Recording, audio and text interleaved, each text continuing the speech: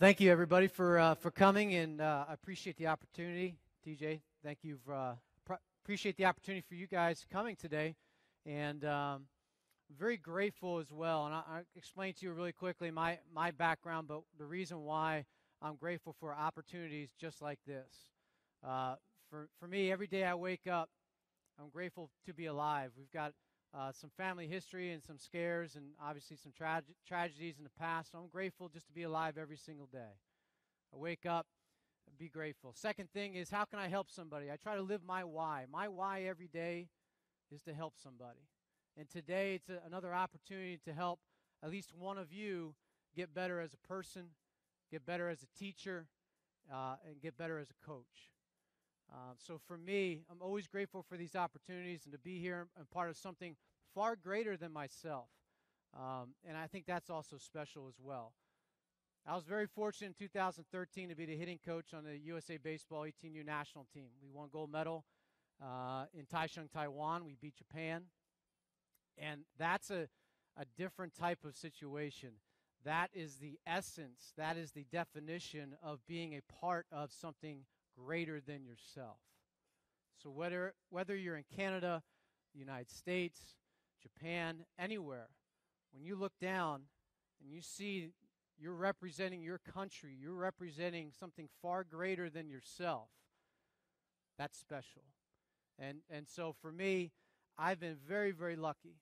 My current job is I'm a hitting consultant to major league players and minor league players. I'm behind the scenes. I'm a private, almost like a swing coach in golf. And so for me, my story too was when I retired in 2006 from pro ball, I reached out to all my contacts and I was looking to get into coaching because naturally that was the next thing that I figured I was going to do. But every single one, all 30 teams told me no. And that was a blessing. Kind of like Jeff was talking about earlier, failure or an obstacle is sometimes the way. And so I said, well, how am I going to go ahead and continue to teach and motivate and inspire and influence and impact people? I said, I'm going to start doing it on my own. If a team says, I can't work with their players, well, I'm going to find a way to help people. Because at the end of my career, it was kind of awkward. I didn't play every day. I was a role player. I was a bench player. And the guys started to come to me for hitting advice. And I wasn't a 330 hitter.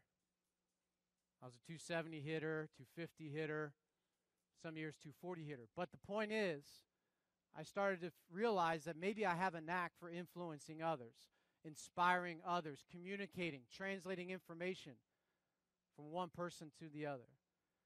And so when I started coaching and teaching, I realized that I do have a knack for it.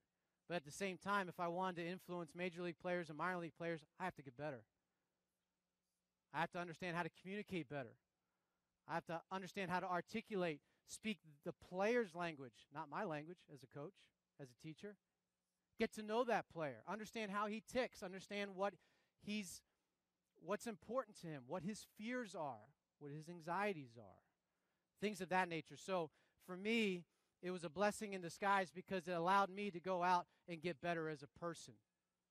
It allowed me to get better, to read books, to ask others, to sit down with other people I respect, mentors of mine, to be able to figure out, well, how do I teach the person first and the player second?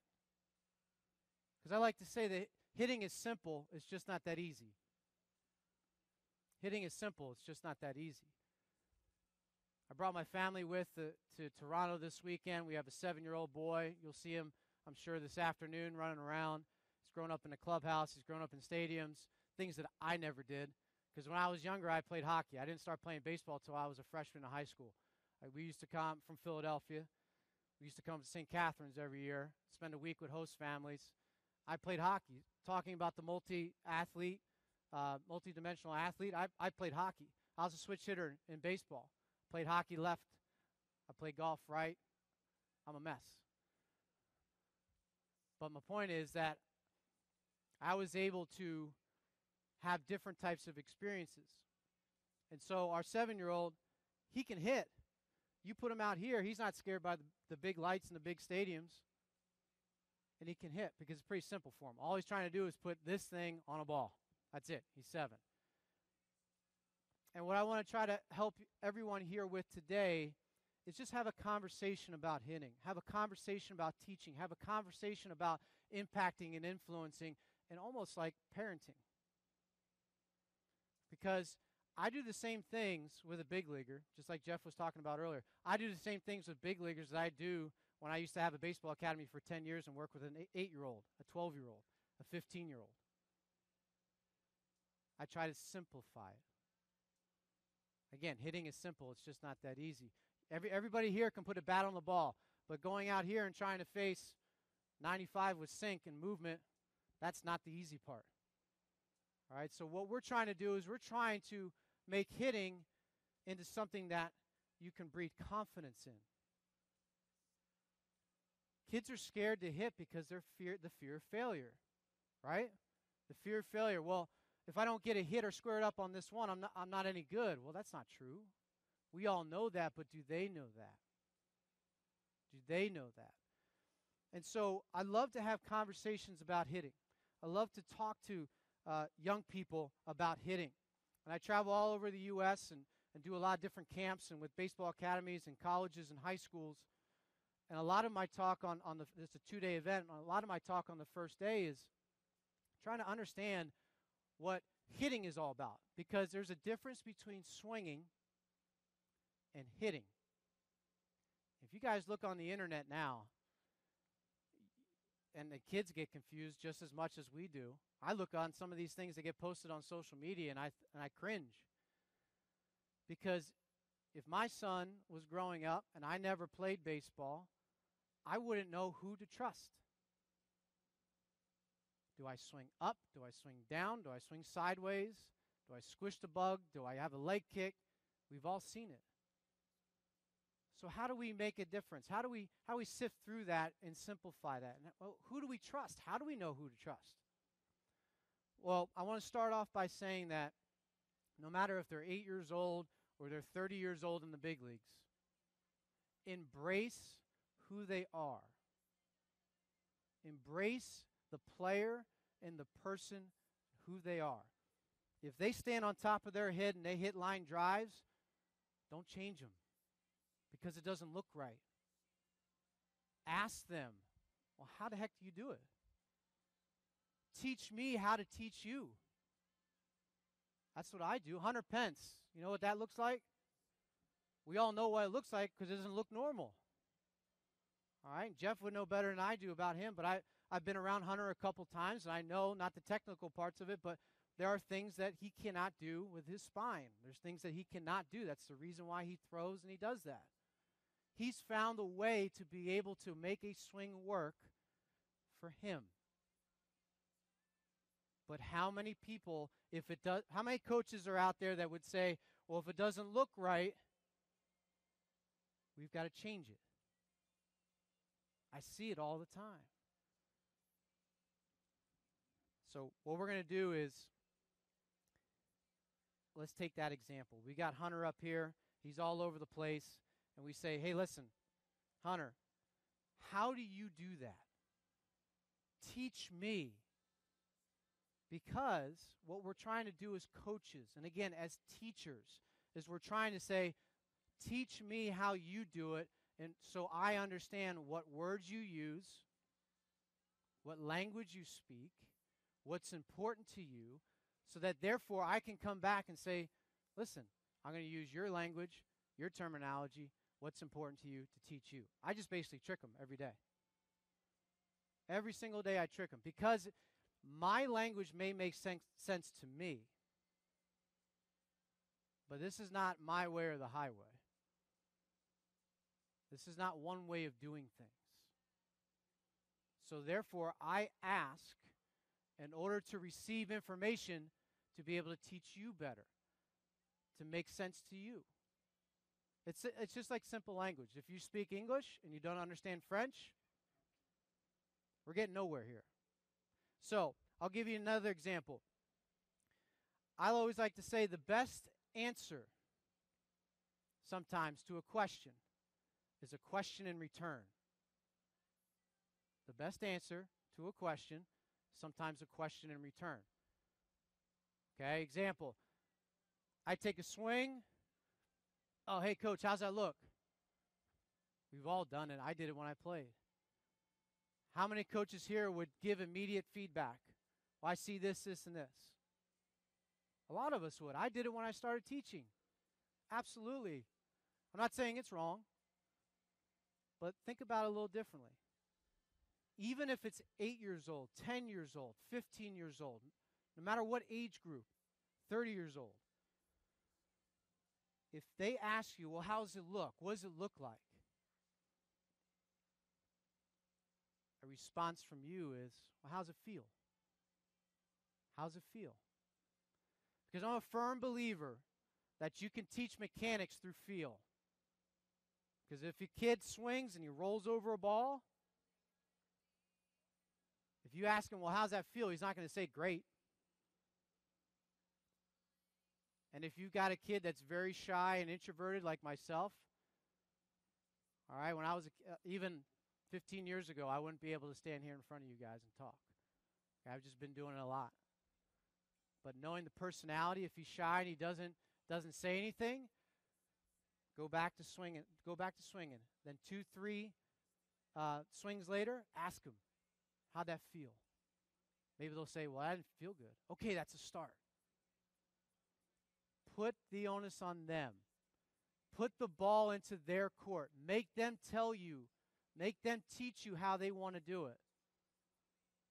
Because I want you guys to challenge them. Because some people say all the time when I go and speak across the country and now here, people say, well, we can't do that with that age group.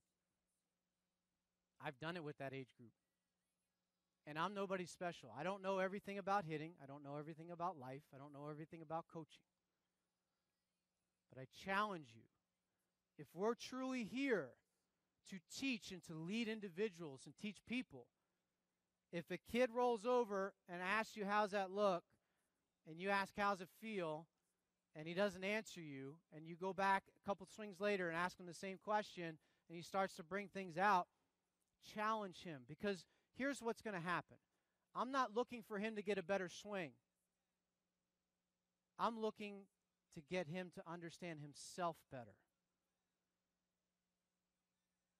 I'm trying to get him to understand himself better. Because if they can't teach themselves when they're younger, then they're in amateur ball, how do you expect them when they go off to college or professional baseball to know what they're doing? It's amazing how many guys that I start working with that are just drafted in pro ball, 18 years old, 21 years old, that have no idea why they do what they do, and they have no idea how to fix it on their own. That's scary. There's a player that I started working with last year as an example. I'm not going to name names. Got $2.5 million at a high school for an American League club. Did great in Arizona. Did great. But then he hit a wall. His agent called me. So we started working this off season. First question I had for him, well, how do you like to do it? He had no idea. 18 years old. Had no idea. And instead of saying, well, why don't you have any idea? What's wrong with you? I said, you know what? Put my arm around him, said, it's okay. It's okay. I've been there. I was a switch hitter with 2 different swings. I was a switch hitter with 2 different mentalities, and I had no idea what I was doing at both sides when I was 18. Zero. I was 4 years into baseball. But I had a -5 aluminum bat and went ting, and it went up to the upper deck. Had zero idea. Okay? So my point of that story is to tell you that even if they do not know what they're doing, it's okay. It is our job to lead them. It is our job as coaches, as teachers, to have a vision. It is the job of the player to be present, to be where their feet are. If they're 10, 15 years old just trying to get a bat on the baseball, They're going to do whatever they need to do to get a bat on the baseball. It is our job, just like Jeff was talking about, to have patience, to have a vision 4 years down the road, 5 years down the road, even 10 years down the road. That's our job as teachers. But that vision sometimes turns into, I need to teach them everything right now. And that's not the case. That's not the case. So I'm going to explain to you one drill, because in the breakout session, I'm going to show you guys some other stuff, because I just didn't want to clog it up today because I have a lot to talk about. But this one drill, I think, can relate to the players that you're working with. It certainly relates to the players I'm working with. And again, I treat the big league guys just as much as the same as I treat that amateur player.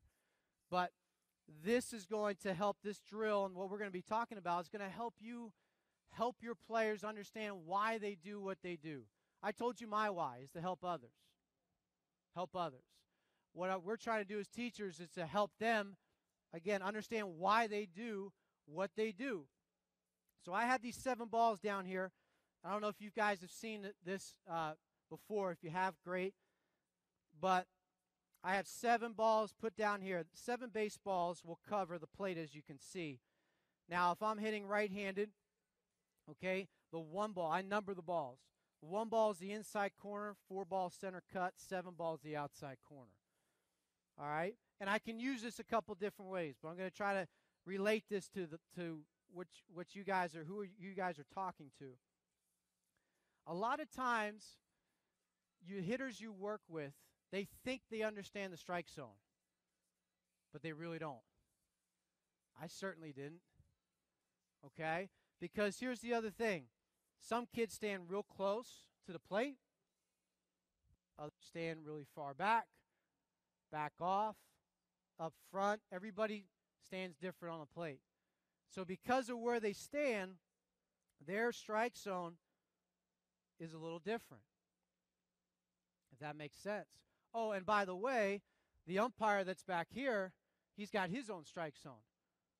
So in order to teach our hitters to understand the strike zone, I'm not going to teach them to understand at first, understand the game strike zone.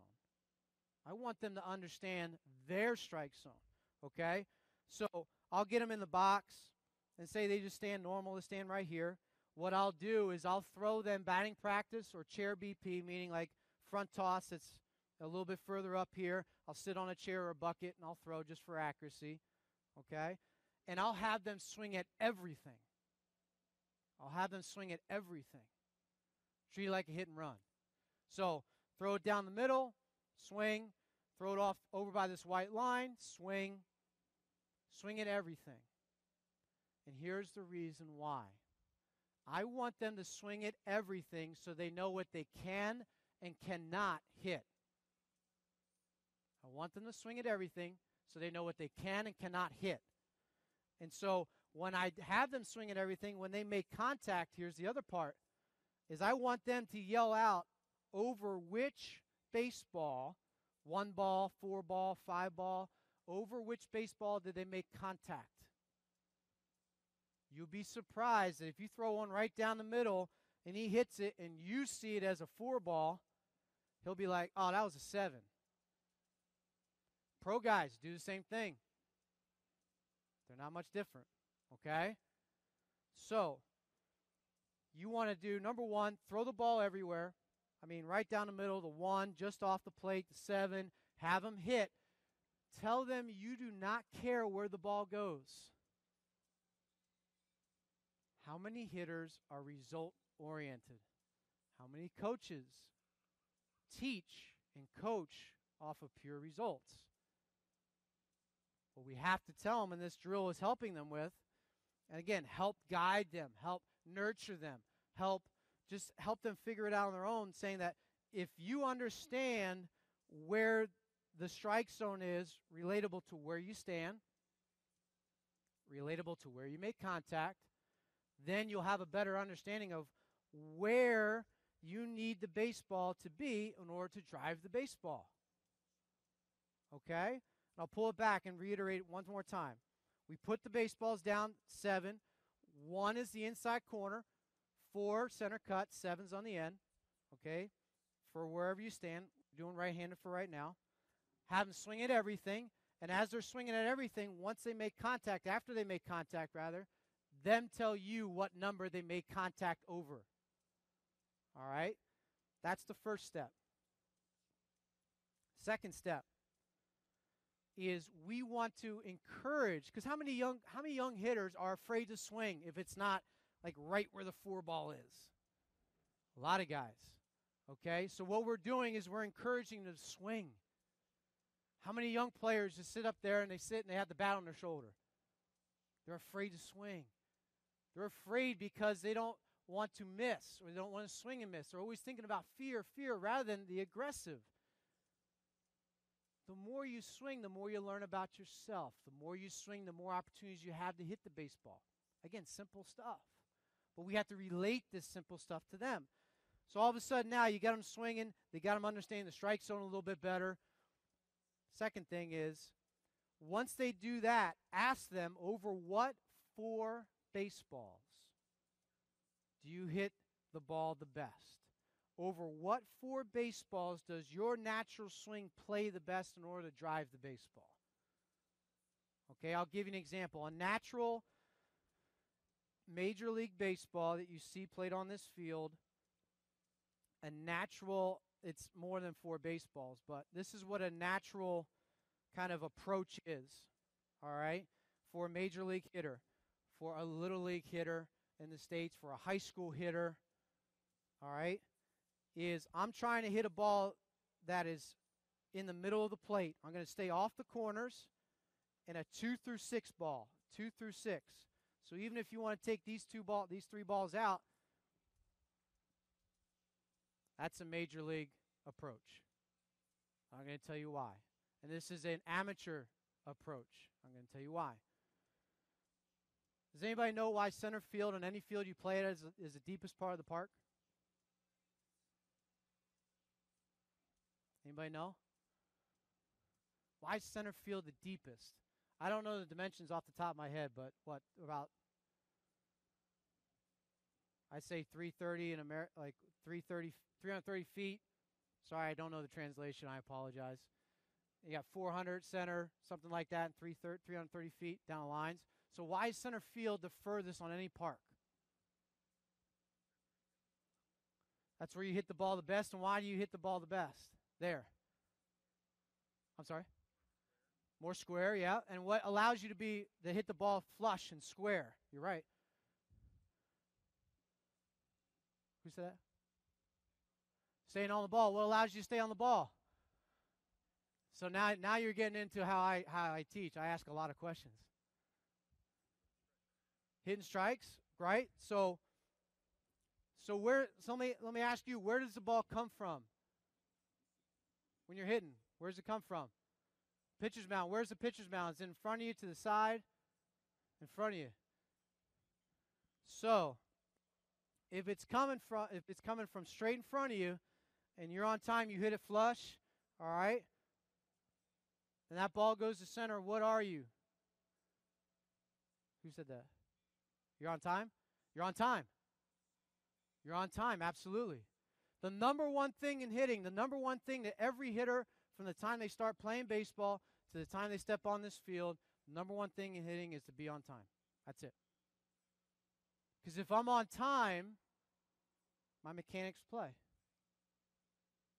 If I'm a little early, my mechanics going to be off whack. If I'm a little late, my mechanics are going to be off whack. So this diagram right here, a normal big league approach is 2 through 6. It allows you to be on time better. And that's why center field is the furthest. Some of the hardest balls hit that you guys have ever hit, that I've ever hit, have been to the big part of the field. But everybody sees that left field is a little shorter, or right field is a little shorter. So what they try to do, they try to generate that power. So what we're doing, number one, is we're teaching them the strike zone, their strike zone, on where the ball needs to be for their natural swing to develop. Okay? All right? And also allows us to get them to be on time to hit a ball up the middle. to center field. Used a big part of the field because that's natural power. The power comes from the pitcher. The power doesn't come from the hitter. So many young kids, they want to generate that power on their own. Hey, I was one of those kids. Till you get the pro ball and you realize, like, wow, man, Frank Thomas isn't doing anything. Yeah, but Frank Thomas is way up there. I'm down here. But the point is, if I'm on time to catch a ball in my zone where my swing plays the best, the ball goes. Because the other thing you got to remember is the players that you guys are coaching, even some of the 18-year-old, 19, 20-year-olds that I coach in pro ball, they're not developed yet. So how can we teach them a swing like a 6'4", 240-pound guy that's sitting in that dugout? How can we do that? That's unfair to that player. That's unfair to that person, I feel. So embrace who they are, like I said, but try to teach them to teach themselves. So I'm going to put this back here real quick, all right? And I'm going to show you guys that because now they understand where they need to be, all right? They understand what on the plate it has to be. The next thing is what you're going to do is now you're going to say, okay, so if you're let's just take it, there's 4 balls here, 3-6 zone, okay, which most young players, they can't get to that inside pitch yet, naturally, just because they're not strong enough. Okay, most are going to be like middle away. You know, that just because they may be 5'8" and 100 pounds. This bat may weigh more than they do. Okay? So, next part of this is when you throw to them, you can do this in BP, you can do this in chair BP and front toss. Only have them hit the ball in their zone. Only have them hit the ball in their zone. Now, you're not saying, well, it's got to be right down the middle, only hit that ball. That's what they came in doing already. So you had to expand them in order to bring them back. You have to expand them out to see what they can and can't hit to bring them back. And now you bring them back here and say, okay, well, you told me that's where the 4 balls are. Because they'll say, hey, listen, the 3 through 6, that's where I'm best at. Awesome. I'm going to use your words, your terminology. Now I'm going to hold you to it. 3 through 6, only hit it there. And you would be amazed at how the results change. Because what we're trying to do as teachers, mentors, coaches, is we're trying to master their strengths. Too many young people worry about their weaknesses and work too much on their weaknesses. Now, there's a time and place to work on your weaknesses. Absolutely. But I'll give you this. David Ortiz, probably not a good name to say up here, but David Ortiz just retired. What is he known for? Is he known for base running? He's actually a pretty good base runner, but he's not. First, what's that? Public speaking. Second, is he known for being a good first baseman? Oh, he's known for one thing. Yeah, I remember in the Twins days, him playing out there. But my point is, he's known for one thing, hitting. He's mastered one thing. He's also gotten paid a lot of money for one thing. Think about the work life. Think about the job life, because it's work. What you guys do for a living, if you're really good at it, you've mastered it. You're getting paid to do one thing well. You may also do a couple other things for sure. So what we're trying to teach the kids is, like, if you want to be good at hitting, the toughest thing to do in sport, let's master what you're good at. Let's master your strengths. Instead of trying to hit everything that comes near the plate, hit the ball in your zone. I always like to tell the older guys, just because it's a strike doesn't mean you have to swing at it with less than 2 strikes. And it's funny, even at the big league level, a lot of big league hitters I work with 2 strikes. I'll give you one. We worked on it this offseason. He won the World Series last year with the Cubs. This is his 2-strike approach as a right-hander. I'm only hitting the ball here. If he throws a fastball right here, thanks. He's walking away.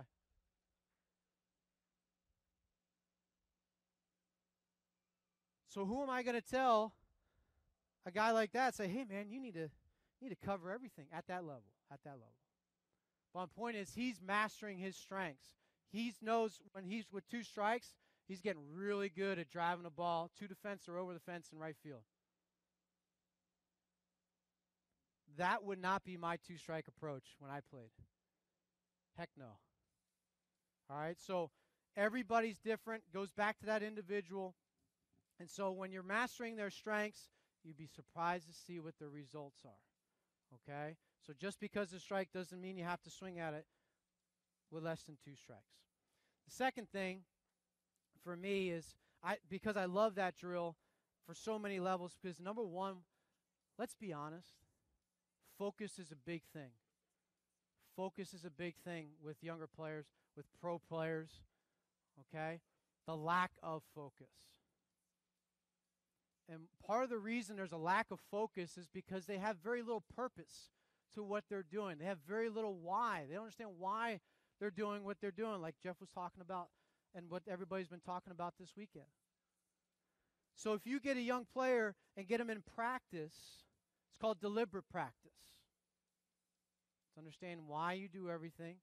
You have a purpose for everything you do. There's not one professional baseball player that I've ever worked with that's been any good that doesn't understand why they do something, and they don't have a purpose for every single thing that they do. Now, we got to start off from the bottom a little bit, but this is a great example of, well, hey, well, why are you here? Why are you 3 through 6 as an example? Well, because that gives me the best opportunity to be consistent squaring up the baseball. That's it. I don't care how the bat comes in the zone. I don't care if you have a leg kick. I don't care if you go stride early. I don't care if you swing down or you swing up. I don't care. Personally, I don't care. I've got guys that do it all different sorts of ways. All right? But consistency, if they understand why they're doing it, okay, 3 through 6 allows me to be more consistent on the barrel. Okay, and they have a purpose for everything they do. I'm only swinging in practice when the ball's here to master my strengths. Then all of a sudden now that word consistency comes back, and that separates the good from the great, my opinion. Anybody here, any kid that we teach, any player that we teach can do it one time. You know? Great job. Not to be arrogant, but being honest. Anybody can do something one time. I mean, it might take you 100 tries, but you can do it one time. These guys in the field, can they do it one time, or they can do it more than one time? Be more than one time. You'd be amazed if you guys ever had an opportunity, and some of you may, have seen a professional player work. It's in the cage, 10 line drives to the back wall. Not 9, not 8, not 3, 10 out of 10. You may say, well, they're pros. Kind of like Jeff was saying. Over time, if you have a purpose to what you're doing, getting a ball in my zone, understand why, and you do it every single day, you're going to get better. You're going to get better. And so, when I start off with kids, especially when I had the baseball academy, I was doing lessons for 10 years, all right, in the off season when I was playing, I had a lot of young players, even high school players, say, listen, I need you, before we go any further, I need you to figure out how you hit 10 line drives off that L screen in front of me during front toss or chair BP. Or else we can't go any further. And that was tough. That was tough for the player as well as tough for me, the coach. Because we want to get them better as best as we can. And if we're in a team setting, like I was with USA Baseball as well, I had 5 days to get guys to understand themselves. I had 5 days to get them to understand how they did stuff. And we had 5 days to get them as confident as they could to master their strengths. And it wasn't because I was any good. It's because I was persistent every single day. We had a 16-hour plane ride to Taipei, Taiwan. Better believe I took 16 hours to have conversations, Because I'm a big believer, and all it takes is 5 minutes to change someone's life. All it takes is 5 minutes to change someone's life. Because again, like I told you from the very beginning, I take more of a holistic view of hitting, and it's teaching the person first and the player second. So how do we get results? We have the best players in the United States, but they weren't the best baseball players. They weren't the best hitters at that moment when we got them. Just like the players you have. We got some talent, got some athleticism. Some kids are going to separate themselves. But I treat everybody the same. I treat everybody the same to understand what do you need to hit. We did the same thing with USA. Against competition they've never faced before. Like, great. Oh, you're a California State Player of the Year? Great job. But now you got to play Japan. Oh, now you got to play Cuba. All right? You got to do all that kind of stuff. So how do you survive that? That 5-minute conversation turned into an hour conversation, understand how they like to do it, what their strengths are. Hey, man, I go the other way really well. Great. I talked to our leadoff hitter, for example. Our leadoff hitter, he's with the Oakland A's, Trace Lair. He's with the Oakland A's now in their minor league system. I was big on swing first pitch in terms of being aggressive. If it's in your zone, hit it, not swing first pitch and you're all over the place. I'm talking about if it's there, swing. He goes, hey, Kev, man, on that plane ride, hey, Kev, I like to take the first pitch, man. Like, I just don't feel comfortable. Hey, that's okay. Because as a coach, I believe you have to be flexible.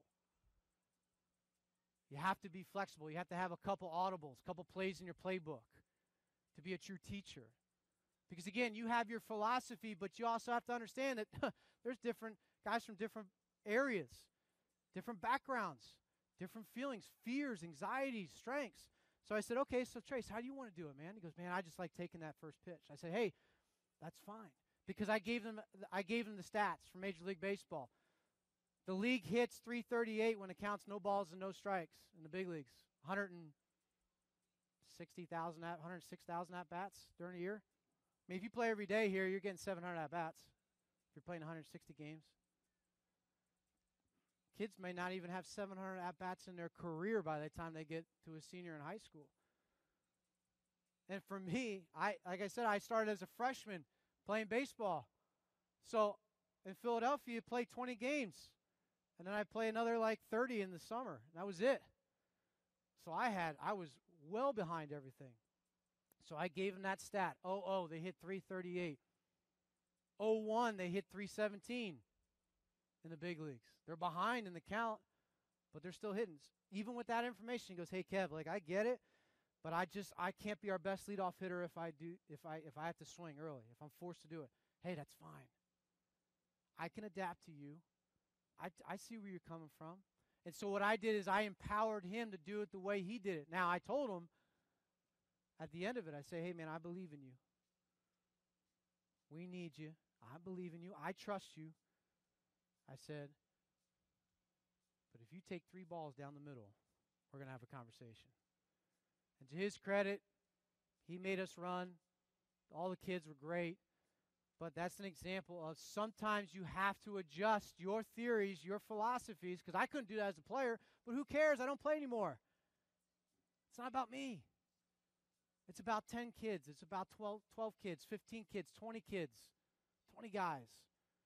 It's about how they want to do it. Now, there's a lot of people say, man, Kev, I don't even have 5 minutes for a conversation. I have an hour of practice. I have an hour and a half practice. How am I going to have a conversation with all these kids and get to know how they do it? Maybe some of these kids, they don't even speak. For me, it's a challenge. And I'm speaking from experience. I would never tell you anything that I haven't tried before. I would never tell you anything that I haven't done before and saw results. Because notice how I haven't talked anything about launch angles, exit velocities. I don't care. I've never worked with a big league guy that's worried about his launch angle and exit velo. Because if it comes in at 95 miles an hour and I make contact, it's going to go 110 miles off that Rogers sign. And again, not to be arrogant, just being honest. So many kids are wrapped up in that. Well, what do I need to be at? Because again, they get on YouTube and they get on the internet and they see all these things like I began talking about. Is you get confused. Something as simple as finding out what pitch you hit the best and master hitting that pitch. Because the saying's been around for forever. I didn't certainly come up with this, but it's the old saying of how do you hit a curveball? Don't miss the fastball. It's true. How do you hit a changeup? Don't miss the fastball. You're trying to develop fastball swings. You're trying to develop a swing that plays against a fastball. All right? There's no one in the Hall of Fame for being a good breaking ball hitter. No one in the Hall of Fame for being a good changeup hitter. Again, if your players can't hit a ball from front toss, or even the tee for that matter, into the L screen that's 7 feet away, 8 feet away, then we've got to master that. Because if you can't even hit 10 line drives to the back of the cage, do not expect to be good on the field. Deliberate practice. Kids don't want to practice. To his point earlier, they want to play. They want to play. I played 0 games till I was 14, 15. I was on the ice. I love hockey. Our son plays hockey, love it. A lot of life lessons you can learn through hockey, as most of you know. A lot of life lessons you can learn from baseball and, in fact, hitting. But the most, for me, is the simple, mundane, boring drills of just, in this case, hitting an L screen. Now, I'll give you guys a little trick of the trade and something I love to do even with guys, and I did it when I coached out here, not on this field, but when I used to coach teams. You guys know what pig is and horse and basketball, all right? So some of you guys may have already been doing this, but what I like to do is I like to break up the monotony. I like to break up the mundane of that deliberate practice over and over again and incorporate what we're talking about here into a fun game that everybody can play. So on the field, what I used to do is I used to take out screens, like the screens down there and the screens out here. I used to place them on different parts of the outfield. And I used to do chair BP, front toss, or batting practice. And what the guys have to do is they have to call their shot. Line drive off the L screen. All right. And I throw, and the guy hits it and gets it. Next guy's got to come up and do that, or else he gets a P if we're playing pig. So it's a fun game, but here's the purpose to the game. Again, we have to know why we're doing everything. We have to have a purpose for everything we do. All of a sudden now, I have to get a good pitch. Because if I'm trying to hit the L screen and that pitch comes inside, I try to do one of these things, I'm not going to do it. So now, I have to get a pitch in my zone. Okay? Second thing is I can't swing 100 miles an hour and out of control. I have to have barrel control, because that's the other thing. How many young kids swing as hard as they can? Right? I certainly did it. Again, I'm no different than any other young kid, when I was playing it. Because I didn't know. I was a hockey player. I didn't know. So it teaches barrel control, because if you swing as hard as you can, there's no way you're going to get that ball moving in a direction that you want consistently. So number 1, teaches you where the ball needs to be, get a better pitch. Number 2, be on time, because I'm trying to hit at the L screen, for example. Number 3, have some barrel control. I relate it to the guys that can drive. I say, hey, it's like taking a car out of the parking lot here this afternoon, going 100 miles an hour and try to get on the main road. That ain't going to work out for anybody.